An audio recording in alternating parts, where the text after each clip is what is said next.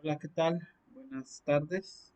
Espero que todas y todos estén muy bien. Que ya pronto, según nos han anunciado, empieza este proceso de integración o reintegración a las labores docentes por etapas. Considero yo que, y a propósito del tema que vamos a tocar hoy, que tiene que ver con los indicadores del malestar docente, creo que es importante tener esta experiencia ya para que podamos planear de la manera más adecuada y prever situaciones posibles en el próximo ciclo escolar. Hoy, como se los comenté, vamos a empezar a comentar el capítulo 2 del texto del malestar docente de José María Stip.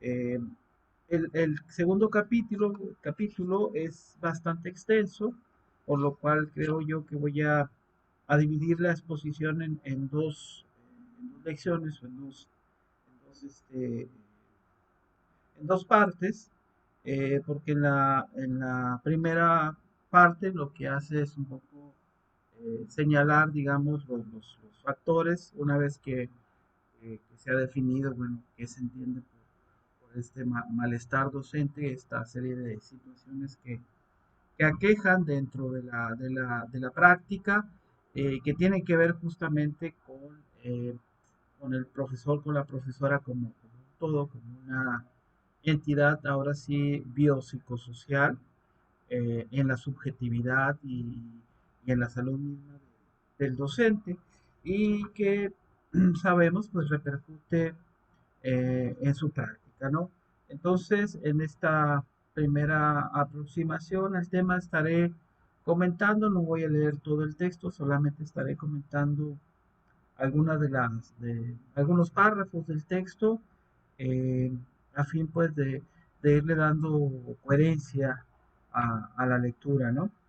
Steve empieza señalando o ateniéndose a una clasificación que hace Blaze del estrés de los docentes, de los profesores, y en esta clasificación distingue factores de primer orden, que son aquellos, dice, que se refieren o que inciden directamente sobre la acción del profesor en su clase, generando tensiones asociadas a sentimientos y emociones negativas, que serían pues este tipo de situaciones que se dan que inmediatamente causan una reacción, a veces de frustración, a veces de enojo o a veces de tristeza.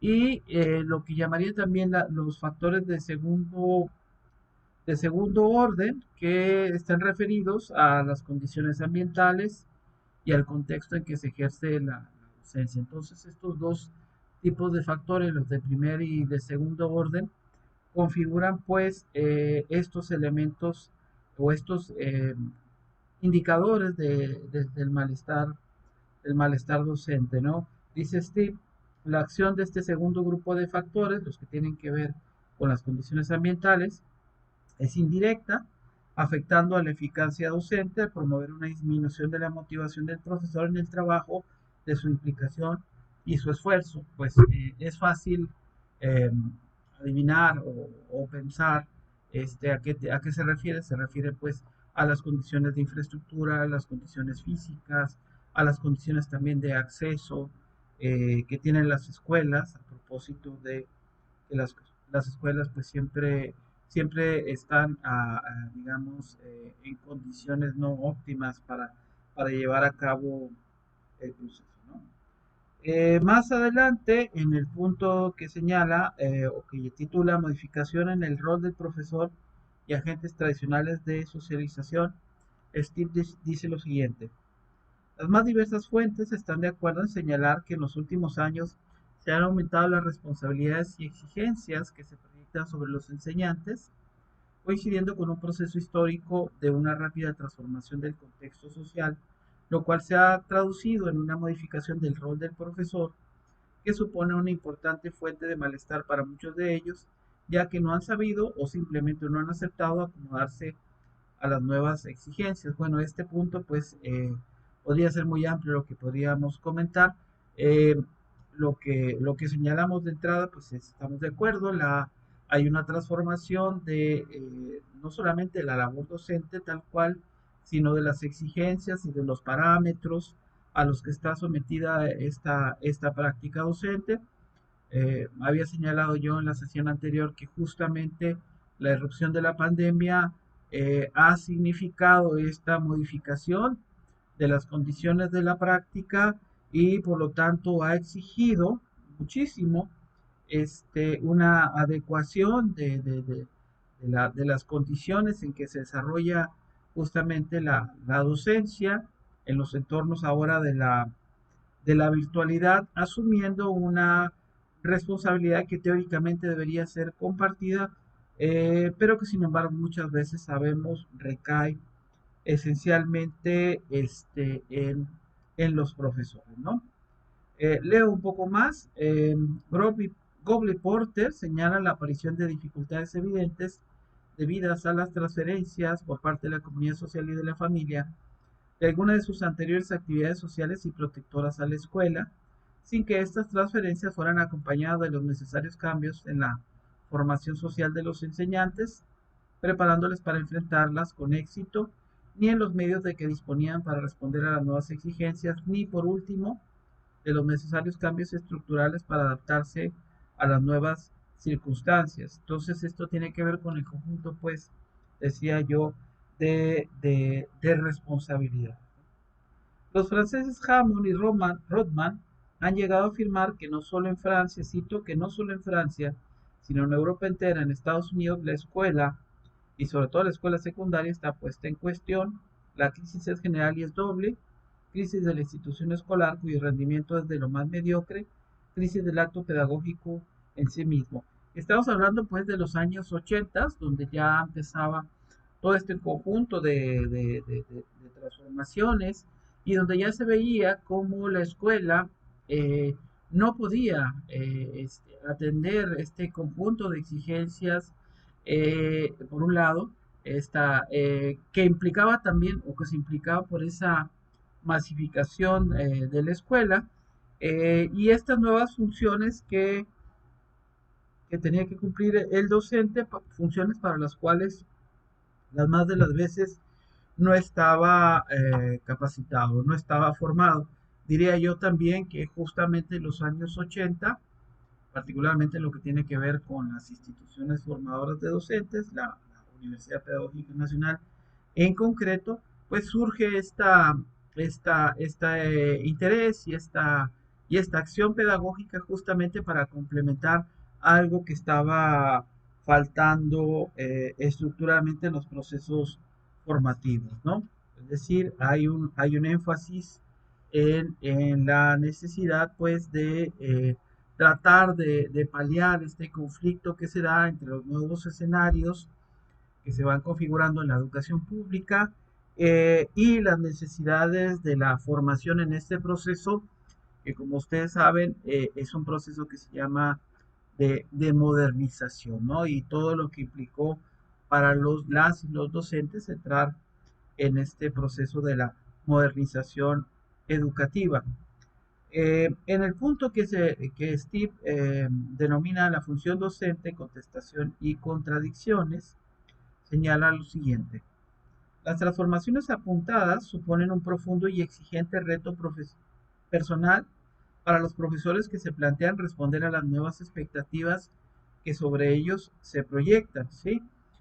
Los profesores pues han tenido que atender esta serie de exigencias, han tenido que llevar a cabo estos procesos de formación continua, de adecuación de su propia práctica, porque la idea del maestro tradicional o de la práctica tradicional pues también ha quedado desfasada, y también porque habría que apuntarlo, tenemos un contexto donde la vieja idea de la escuela como un lugar que no estaba como que relacionado directamente con con el contexto familiar o con la vida social, pues ha terminado. Es decir, ahí hay una interacción más dinámica se constituye lo que se llama pues la comunidad escolar, y la presencia pues de la familia, de la sociedad, es más continua, y hay una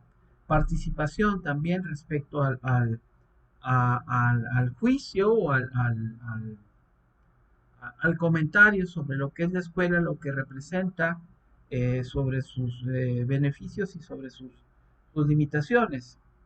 Dice Steve, ya no existe el refugio del consenso social. Cualquier actitud del profesor puede ser contestada y habrá grupos y fuerzas sociales dispuestos a apoyar la contestación al profesor.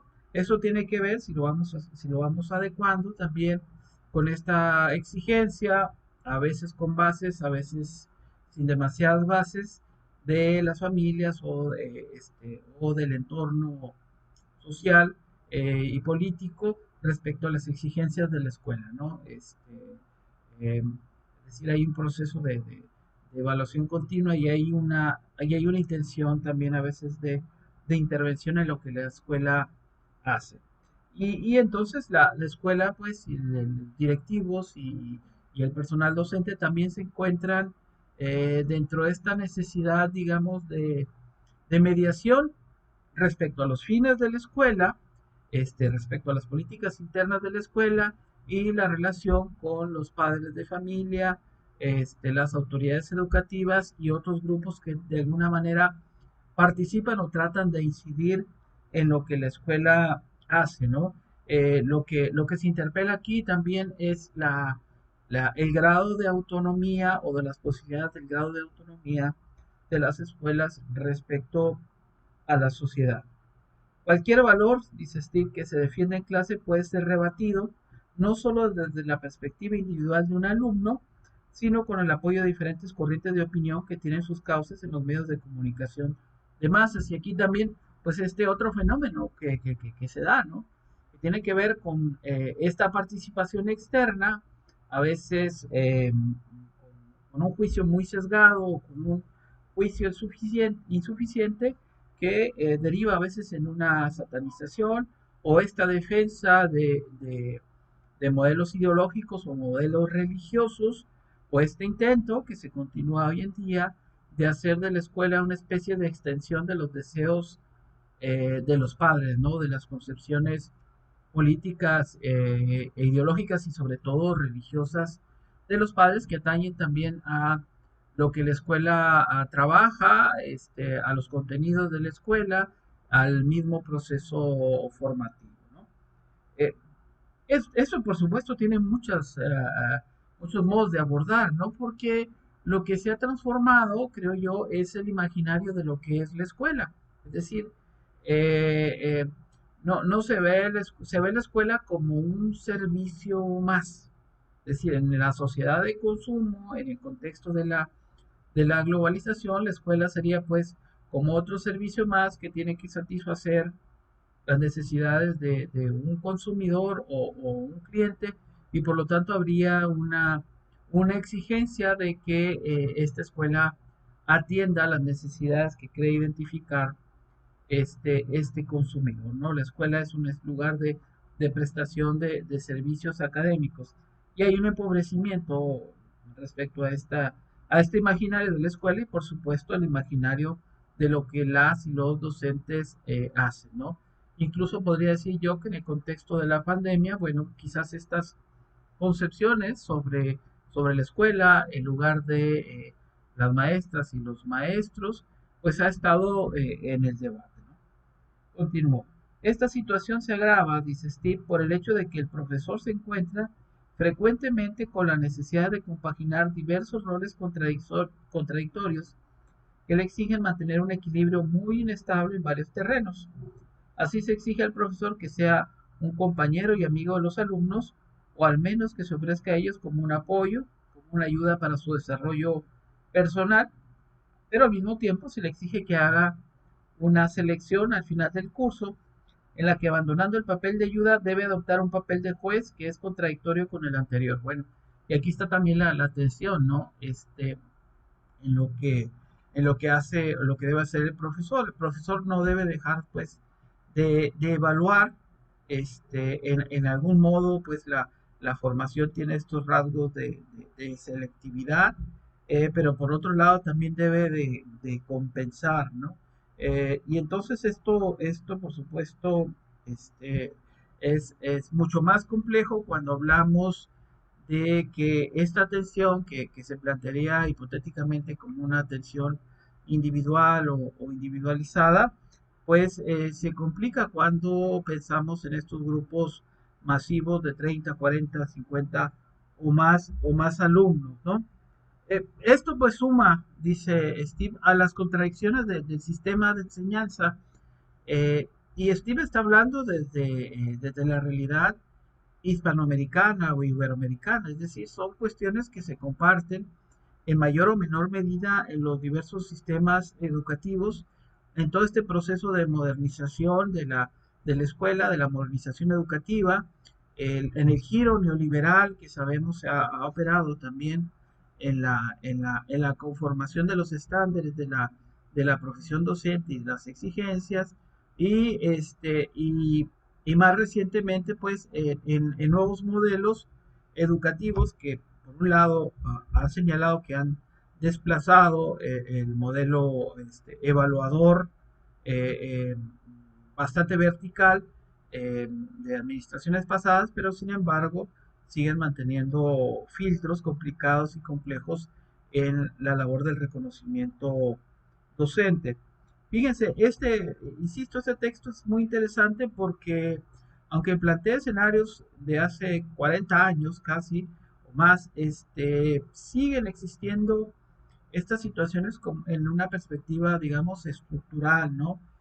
Por ejemplo, aquí que dice Steve, muchas veces el profesor vive una profunda ruptura con la sociedad o con la institución educativa en la que trabaja, en tanto que personalmente puede discrepar de la forma en que funciona o los valores que promueve, pero al mismo tiempo el profesor aparece a los ojos de sus alumnos como un representante de la sociedad y la institución. Y esta tensión, pues, entre lo que se espera de él, entre las exigencias laborales, entre lo que tiene que cumplir y entre lo que piensa el docente sobre sí mismo, entre y sus motivaciones, pues todo esto suma a este punto del estrés docente, ¿no? Eh, Más adelante en el punto donde habla de la modificación del apoyo del contexto social, leo algunos puntos, algunas ideas y comento igualmente. Patrice Ranchard resume el contenido de su interesante ensayo, Los enseñantes perseguidos, enseñaban perseguidos, de 1984, fíjense, hace más de 40 años, afirmando que los enseñantes, cuando se habla de su trabajo, se sienten agredidos y viven colectivamente bajo el imperio de un verdadero sentimiento de persecución. Este sentimiento no carece de fundamentos objetivos. Los enseñantes son perseguidos por la evolución de una sociedad que impone profundos cambios en su profesión, es decir, este desarrollo de la sociedad la que está imponiendo ahora no solamente la idea de la escuela, sino lo que el profesor debe hacer en esta idea de la escuela, ¿no? Y por lo tanto, pues también supondría uno en los procesos de su formación. El papel del profesor, dice Steve, ha cambiado bajo la presión del cambio del contexto social en el que éste ejerce su profesión, pero igualmente se han modificado las expectativas, el apoyo y el juicio de este contexto social sobre los enseñantes, ¿no? Bueno, esta es una situación que ya hemos señalado, que ya se ha reiterado. De repente hay esta idea, pues, negativa como punto de partida de que el docente tiene de alguna manera todo en contra, en esta valoración de la sociedad, en esa valoración también a veces entendida como administración de su propia práctica o como vigilancia de su propia práctica que realiza las autoridades educativas sobre aquello que hacen, ¿no? Lo que es otra de las fuentes de tensión, ¿no? Fíjense, una frase que, insisto, sigue teniendo mucha actualidad. Si todo va bien, Los padres piensan que sus hijos son buenos estudiantes, pero si van mal, piensan que los profesores somos malos enseñantes. Y este imaginario en esta frase que está recuperando Steve, bueno, pues sigue estando ahí dentro de esta cultura, pues de culpar a los docentes como aquellos que no cumplen con las expectativas de aquello que se les está pidiendo. Quizás en el contexto también de la realidad de la pandemia, por el hecho mismo de que las eh, padres y madres de familia que han estado vinculados a la formación de sus hijos, de sus hijas, pues se darán cuenta pues cuáles son, hasta dónde sí y hasta dónde no existe este compromiso y hasta dónde también ellos son corresponsables de esta falta o de esta ausencia de éxitos escolares, ¿no? O de construcción de buenos hábitos escolares. No sé, habría que pensar. En el punto que denomina los objetivos del sistema de enseñanza y el avance de los conocimientos, Steve señala lo siguiente. La evolución del contexto social se ha hecho cambiar el sentido mismo de las instituciones escolares, con la consiguiente necesidad de adaptación al cambio por parte de los alumnos, profesores y padres. Ranjar afirma que es absurdo mantener en una enseñanza masificada los objetivos de un sistema diseñado para una enseñanza de élite. Me tengo tantito aquí en este punto en la página 36. Cuando se habla de cuestiones como calidad docente, como creo que ahora se habla de enseñanza de excelencia, algo así creo que es el concepto. Bueno, primero habría que precisar qué se entiende por esa excelencia educativa, que ya no calidad educativa, o qué se entendía como calidad educativa, si la calidad educativa tenía que ver con un proceso que involucraba una evaluación dual del alumno y del maestro y el desarrollo de determinadas competencias de acuerdo pues a un parámetro de lo que aquí Steve está diciendo, bueno, que tiene que ver con un sistema de élite, con una escuela pensada pues dentro dentro de esta idea de la formación de lograr en esa formación altos estándares de calidad, ¿no? Eh, Creo que aquí la discusión que podríamos tener y que sería bueno como hacer una actividad del ejercicio reflexivo, que de una vez voy señalando que sería parte del trabajo de este segundo video, sería comparar pues estos dos conceptos, ¿no? De cómo entendemos la calidad educativa o cómo se entendía la calidad educativa, cuál es el marco de acción de la calidad educativa, de una práctica de calidad, cuáles son los vínculos de este concepto con otras orientaciones y si tendría alguna diferencia respecto a lo que ya consideramos la excelencia educativa. Aquí un poco el marco de ideas a discutir es, bueno, un poco cuáles son las finalidades o hacia dónde debemos de formar a los estudiantes o cuáles son las aspiraciones legítimas de lo que podríamos pensar que representa una enseñanza exitosa, ¿no? Una enseñanza verdaderamente transformadora y donde se genere conocimiento, ¿no? Donde haya apropiación, reapropiación y generación de conocimiento en nuestras y en nuestros estudiantes, ¿no? Entonces, un poco la actividad que yo estoy pidiendo es esta comparación de estos dos conceptos, ¿no? Calidad educativa, que estaba ligado a cierto modelo, por ejemplo, ¿no? Un modelo evaluativo, un modelo de competencias y excelencia educativa. ¿Cómo se miden unas y otras? ¿Hacia dónde apuntan respecto a los fines de la educación? Esa sería la reflexión que yo estaría pidiendo y ustedes hicieran en el mismo formato que planteamos la ocasión anterior, ¿no? En una cuartilla hacer esta reflexión pensada desde su propia práctica, reflexionada, en función de la experiencia y de la formación, ¿no? Eh, Cito un poquito más adelante. En el momento actual, la masificación del sistema de enseñanza ya no permite asegurar a todos los alumnos ni el éxito, ni siquiera un trabajo acorde con su nivel de titulación. Ahora bien, si la selección social ya no depende del nivel de estudios, es decir, si ya la educación no es un factor, digamos, de movilidad social, se pregunta aquí Steve, ¿no es una contradicción seguir manteniendo un sistema de enseñanza selectivo basado en la competitividad? Muchos enseñantes se enfrentan al malestar de constatar que efectivamente las circunstancias han cambiado, haciendo inútiles sus deseos de mantener unos objetivos que ya no se corresponden con el contexto social.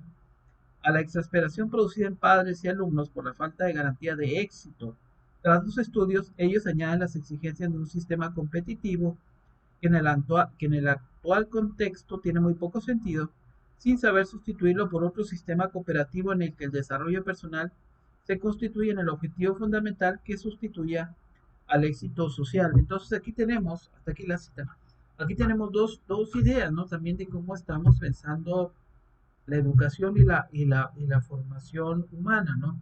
Una formación para el éxito, la competitividad, la individualidad y el reconocimiento, y una formación como en el sentido pues también digamos, de logro, también de habilidades que van a complementar necesidades sociales, de integración de estas habilidades a las necesidades sociales, este, eh, es decir, que superen con mucho esta idea de ver en la educación un proceso estrictamente individualizado, estrictamente de competitividad y redirijan, diría yo, esta competitividad hacia la formación de seres humanos, ¿no? Quizás para poner un poquito más claro, la cuestión es pensar, bueno, qué tipo de educación estamos ofreciendo o hacia dónde vamos a orientarla, hacia la competitividad o hacia la solidaridad, hacia el reconocimiento o de lo otro, del mundo, de los otros, de lo que pasa en el mundo, o la mantenemos en este eje de plantear como meta fundamental el éxito de la persona, ¿no?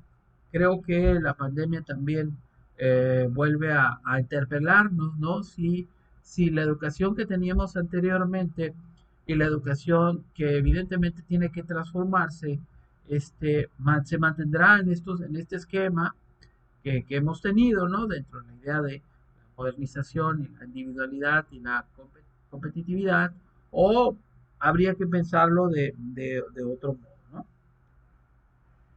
Más adelante dice Steve, los profesores, como está ocurriendo sin duda en otras muchas profesiones, van a verse implicados en unas profundas transformaciones de su trabajo profesional.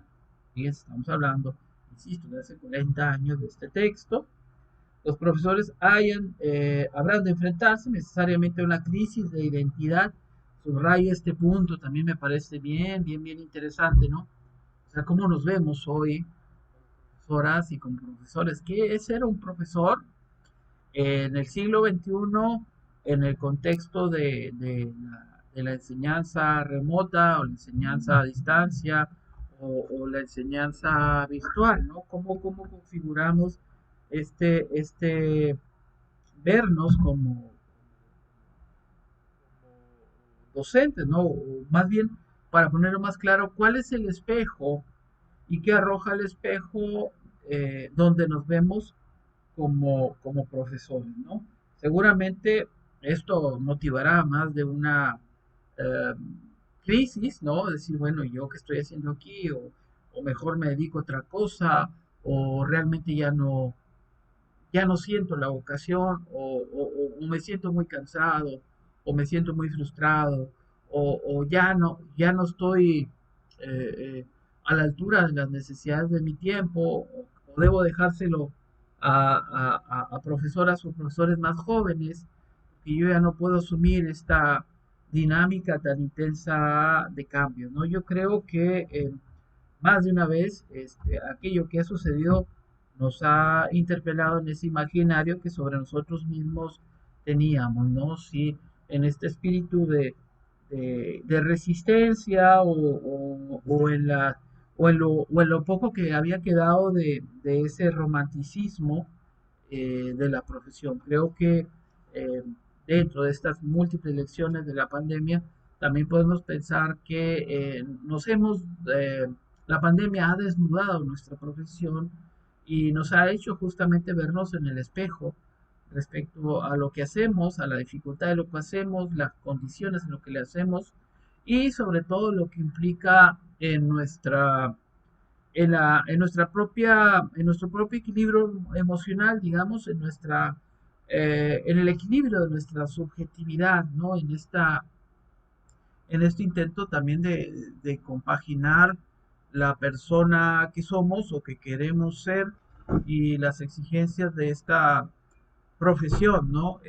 Lo difícil siempre será cómo equilibrar una y la otra cosa. En la página 39, Steve aborda el asunto de la imagen del profesor que hemos estado comentando, que tiene que ver con la personalidad, ¿no? Leo un poco e igual comento. El tema de la personalidad del profesor y las tensiones que se haya sometido, a que se haya sometido han trascendido el marco de estudio de un reducido grupo de especialistas para convertirse en un tema que encontramos frecuentemente en la prensa y otros medios de comunicación social. Y bueno, ha trascendido que pues hoy en día este problema es parte de una asignatura como la asignatura,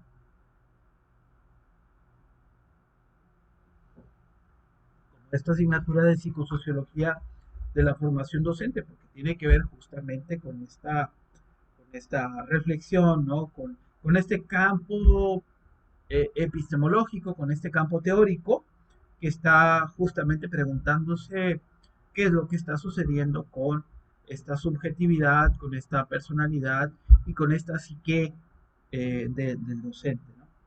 Sigo leyendo. Es curioso observar el tratamiento que recibe la figura del profesor en las secciones fijas de enseñanza que publican diariamente la mayoría de los grandes rotativos nacionales.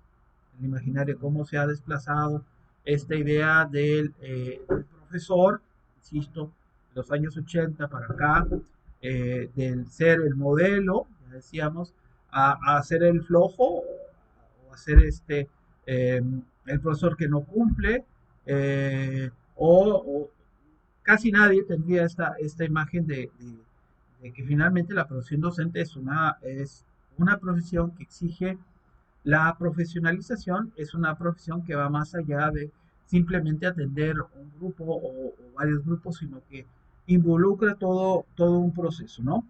Se juzga el trabajo docente por los resultados, pero no se juzga el parámetro de todas las cosas que van alrededor de esto, ¿no? Eh, Fíjense, dice, en otras ocasiones los profesores aparecen en la sección de tribunales, lo cual también es sintomático. En dichos medios de comunicación se observan dos líneas contrapuestas en los enfoques del profesor. Por una parte se presenta la profesión docente como una profesión conflictiva, los imaginarios, los rebeldes, los que protestan, los que cierran calles, los que no trabajan pero protestan, en fin, las diferencias también entre los grupos de profesores. Por otra, se dice en la prensa, pero sobre todo en el cine y la televisión, y ahora por el Internet y el Facebook, que tienen una mayor fuerza de penetración social, el enfoque que quiere presentar a la profesión docente como una actividad idílica, centrada casi exclusivamente en la relación interpersonal con los alumnos. Es lo que decía, lo que acaba de decir. Ser docente implica ir más allá, o la profesión docente implica más allá que la interacción con los alumnos, sino que podríamos decir es un campo multifactorial, ¿no? De múltiples relaciones y de múltiples procesos donde evidentemente los alumnos son el centro de aquello que hacemos, pero hay un conjunto de mediaciones y de relaciones y de procesos que se tienen que atender.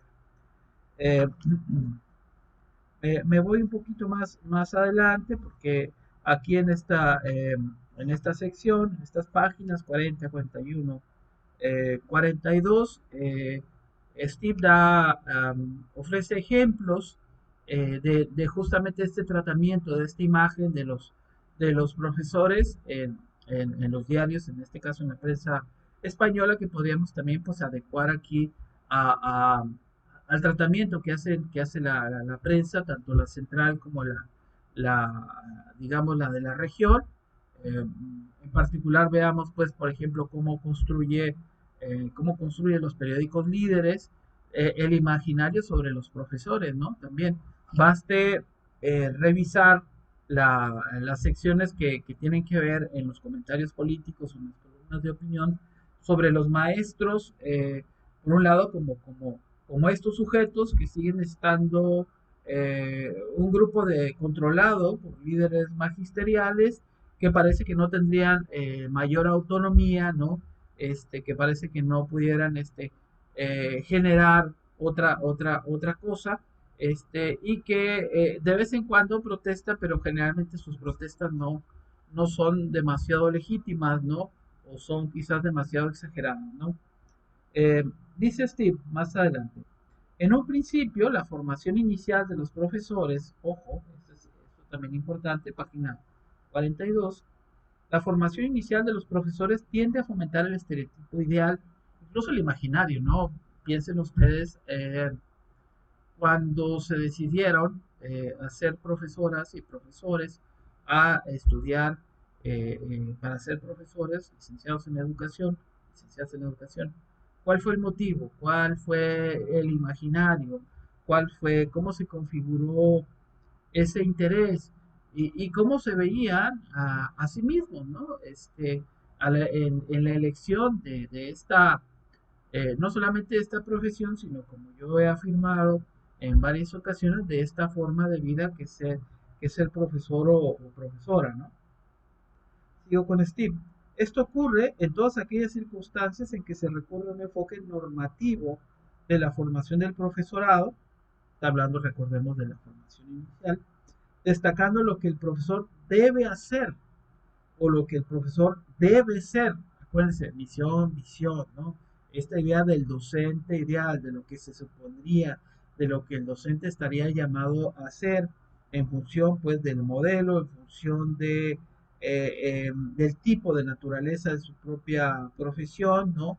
De la función social de esta profesión. Por eso Steve menciona este asunto de lo normativo, desde la formación inicial hay lo que llamaríamos un telos, una finalidad que está predeterminada a realidad a la que tendrán que ajustarse los propios profesores y profesoras en formación, más allá de sus expectativas, incluso ya diría de sus sueños, que son muy legítimos, pero sin embargo tienen que adecuarse a lo que el sistema, que es normativo por naturaleza, determina como válido, ¿no? Y obviamente a la naturaleza formal del currículum de la formación inicial, ¿no?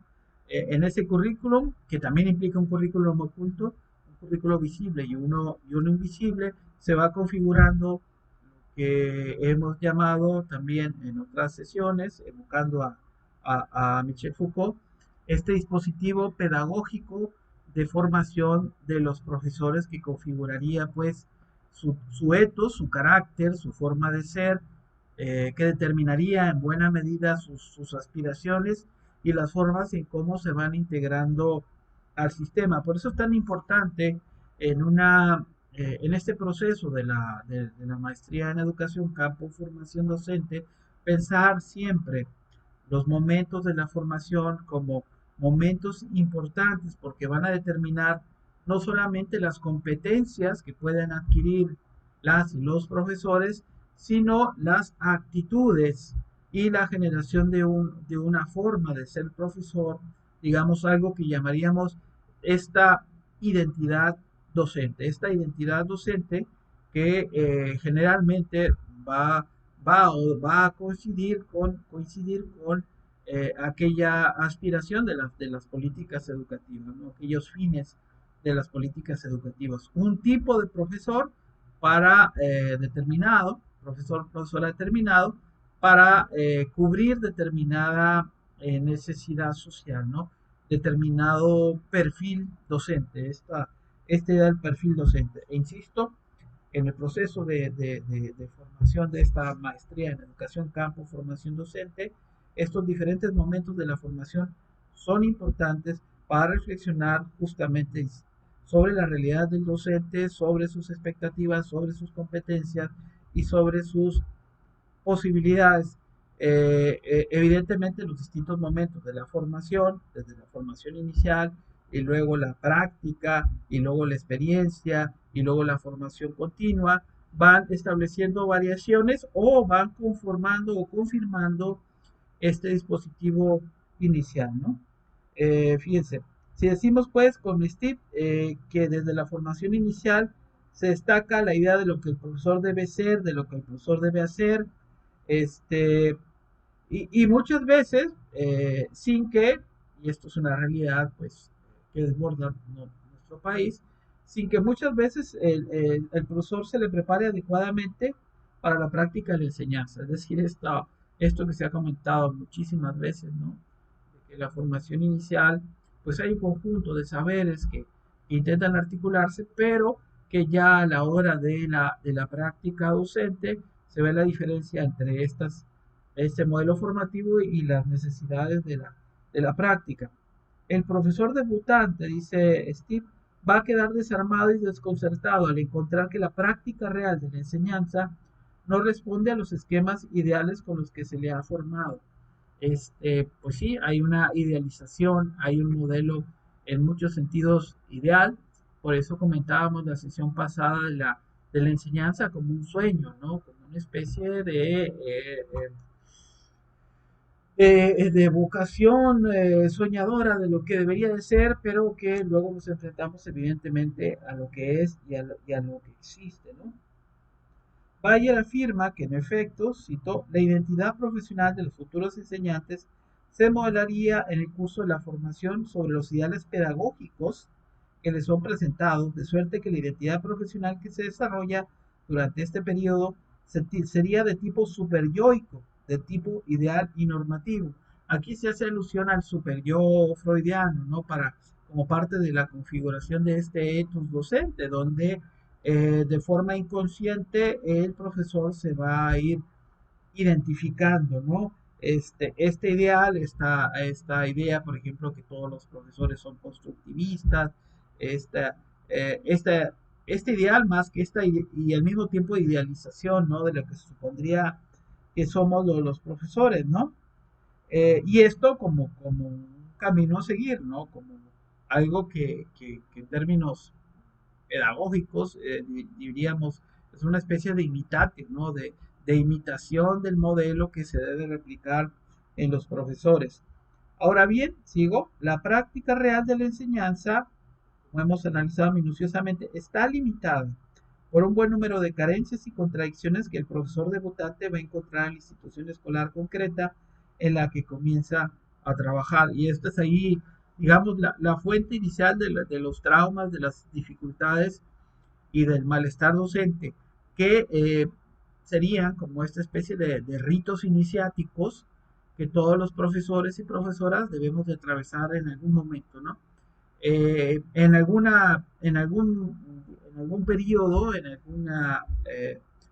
siempre existirá pues una primera ocasión en que entremos en contacto con la verdadera realidad de un aula y donde nos sintamos un tanto desarmados a pesar de tener teóricamente un conjunto de saberes que teóricamente también deberíamos de poder saber articular, ¿no?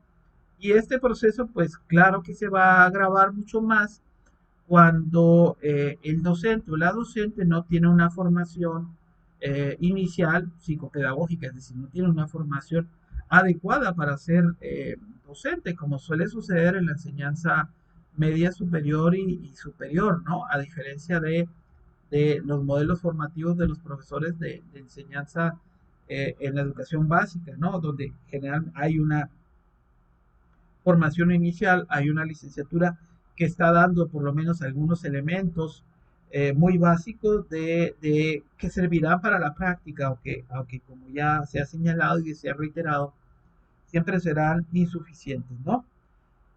Eh, Dicha institución a la que el docente va tiene ya definido su funcionamiento para bien o para mal y el nuevo profesor individualmente apenas si puede hacer algo para modificarlo, adaptándolo a los ideales en los que se le ha formado. Tenemos pues la escuela real en la que hay que integrarse, en la que hay que integrarse, donde hay que desarrollar una serie de actividades, donde hay que colaborar con otras personas, donde hay que cumplir los fines institucionales y donde las aspiraciones personales de los profesores, las ideas, muchas veces, o el entusiasmo también se diluyen cuando se confrontan con la realidad o con los límites que el propio modelo institucional o las interacciones que se dan en la escuela van construyendo, ¿no?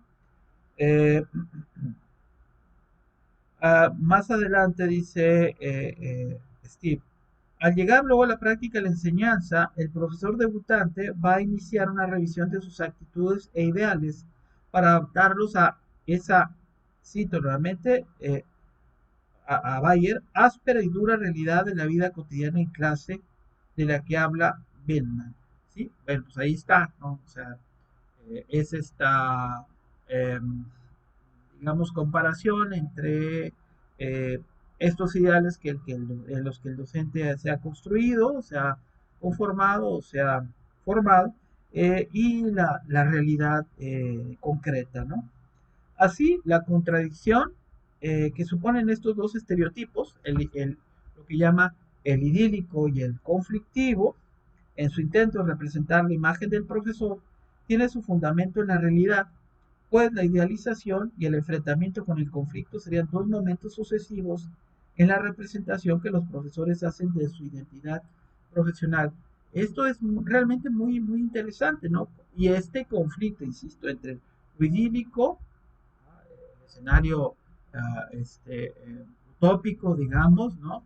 Y luego lo conflictivo, que tiene que ver con lo distópico, ¿no? Ahora que primero se nos pide y luego se nos exija o se nos exija de entrada entrar nuevamente en esta dinámica de las clases presenciales, bueno, justamente otra vez, una cosa será el discurso, otra cosa será las necesidades, otra cosa será el discurso que sobre las necesidades se ha construido, ¿no? Y ahí se vendrán pues nuevas fuentes de conflicto, ¿no? Y de tensión que pues de entrada nosotros tenemos que saber manejar, ¿no?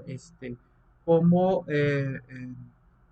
cómo poder equilibrar estos conflictos que inevitablemente tienen que ver en la realidad en la que está hoy en la que están hoy nuestras escuelas, en las que estamos nosotros mismos en tanto educadores, ¿no?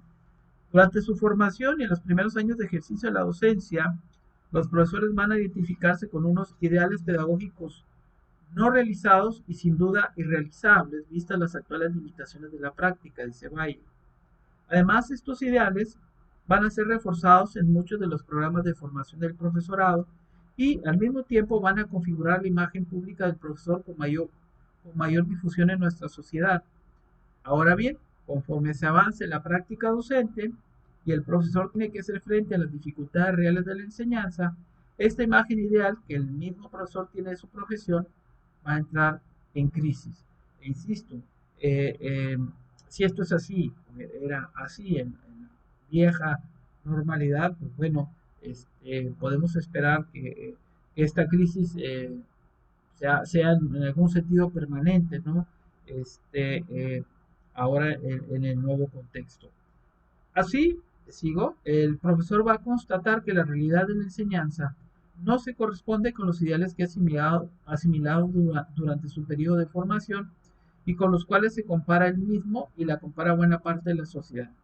Si había identificado la profesión docente con cito, las relaciones personales entre profesor-alumno, va a encontrarse con que esas relaciones apenas si son posibles en las actuales condiciones de trabajo imperantes en los centros docentes. Es lo que yo decía y lo que ustedes ya saben.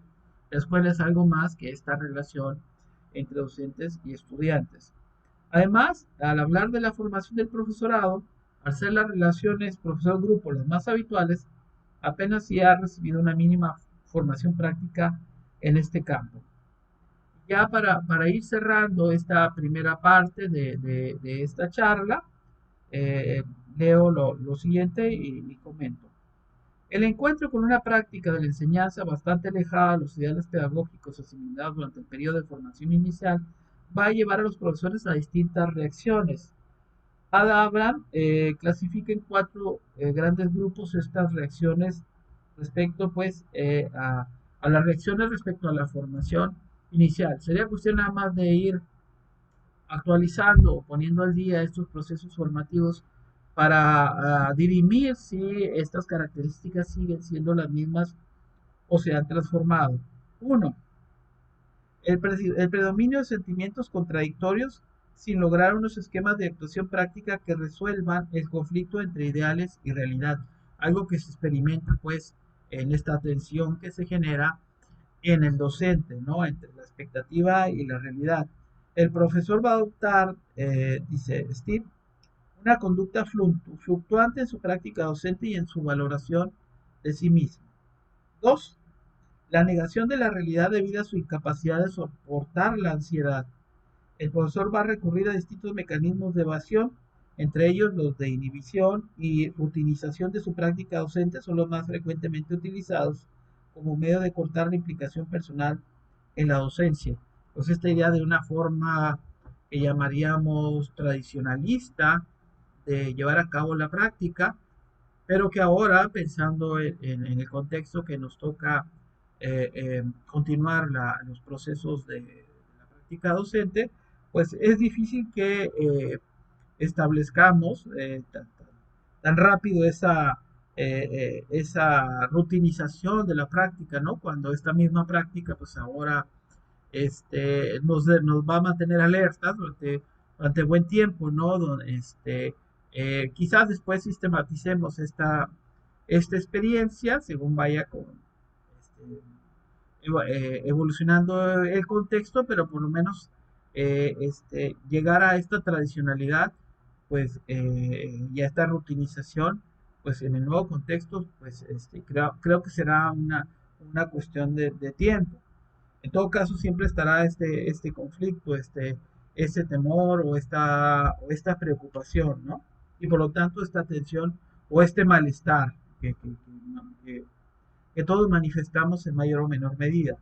Tres, estamos hablando, acuérdense, de los de cuatro grupos de las reacciones, ¿no? Que los docentes desarrollan de la formación inicial a la práctica docente. Tres, el predominio de la ansiedad al darse cuenta el profesor de que carece de los recursos adecuados para llevar a práctica sus ideales y al mismo tiempo mantener el deseo de no renunciar a ellos y de no cortar su implicación personal con la enseñanza, lo que tiene que ver con esta parte que llamamos de los ideales, ¿no?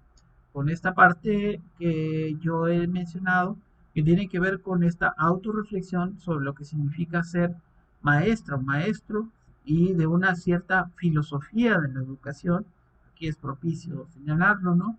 Que guía que conforma nuestro imaginario de la docencia y que también en buena medida guía nuestra práctica, ¿no? Nuestro deseo expresado como una práctica docente, es decir, qué tipo de seres humanos queremos formar, para qué tipo de sociedad, cuál es nuestra aspiración en todo ello, cómo nos estamos comprometiendo con ese proceso, ¿no?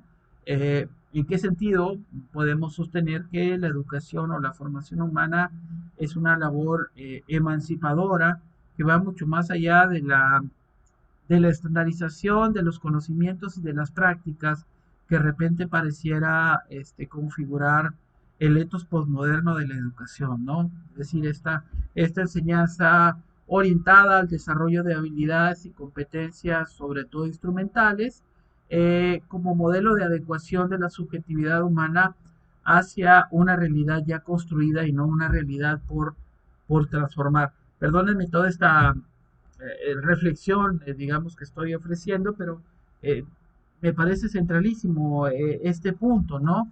que tendría que ver pues entre esta idealización que estaba marcando Steve y lo que se tiene enfrente y los límites de lo que se tiene enfrente y que de qué tantas maneras el docente resiste o se empeña en comprometerse con esta visión de la educación que tiene el mismo, ¿no? Que ha aprendido, que ha interiorizado y todas las presiones que recibe al contrario para estandarizar o para dejar de lado este sueño emancipatorio con que a veces construye su sentido de la educación como transformación de los sujetos y de la sociedad. La continua comparación entre su pobre práctica pedagógica, dice Steve, y los ideales que desearía alcanzar le llevarán a esquemas de ansiedad cuando el profesor reacciona de forma hiperactiva, subrayo esto, queriendo compensar con su esfuerzo individual males endémicos de la enseñanza. Esta es otra cosa que hacemos muchísimo, ¿no? Esta especie de nivelación o esta especie de subsanar errores o deficiencias que encontramos en el propio modelo, en el propio currículum, en el propio programa, y donde damos este plus, muchas veces no reconocido, y que nos inquieta, pero que no solo nos inquieta, sino nos ocupa, ¿no? Y entonces este sobreesfuerzo que no es reconocido, no ha sido reconocido y no será reconocido, ¿no? Las manifestaciones depresivas aparecen en este mismo esquema cuando en la comparación el profesor llega al autodesprecio, culpabilizándose personalmente por su incapacidad de llevar a la práctica los ideales pedagógicos asimilados. Este autoculparse, pues, también tiene que ver con esta frustración donde a pesar de estos deseos, a pesar también eh, estas metas morales, por así decirlo, con las que se ha propuesto su propia práctica, se enfrenta también a contextos que son difíciles o alumnos que también no están conectados de la misma forma, ¿no? O cuya situación o cuyo contexto de alguna manera frustrarían estos deseos, yo digo, emancipatorios o transformadores, ¿no? Y entonces la depresión es al confrontar que esta idea que por más que uno se esfuerce, sin embargo la realidad está allí, o las actitudes son las mismas, o la incomprensión es la misma y por lo tanto pareciera que lo que uno hace no tiene sentido, o finalmente no va a transformar nada. A veces pueden suceder estas cosas y eso verdaderamente pues genera ansiedad, ¿no? Es la ausencia de ese reconocimiento, de esa objetivación que sería como aquello que todas las profesoras y los profesores buscamos, ¿no? Porque sabemos que justamente la manera en que la profesión docente es recompensada es a partir del reconocimiento de los otros, de las otras personas, a partir de la objetivación de estos saberes que los que nos hemos esforzado por contribuir o por generar, es decir, a partir de las transformaciones del sujeto y el reconocimiento de ese sujeto de esas transformaciones que uno ha intentado propiciar.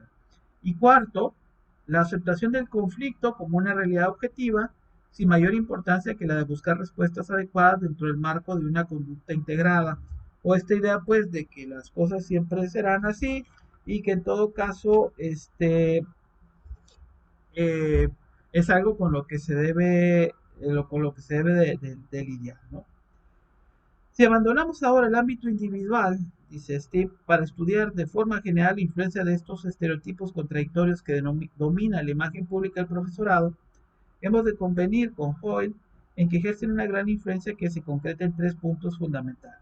Uno, en las expectativas de las personas ajenas a la profesión docente en sus relaciones con los profesores. Fundamentalmente, estos estereotipos van a influir en las expectativas de los padres y los alumnos en su trato con los estudiantes, es decir, cuál es el imaginario de los estudiantes y los profesores sobre el profesor, de los profesores y los padres de familia sobre el profesor, perdón, la profesora.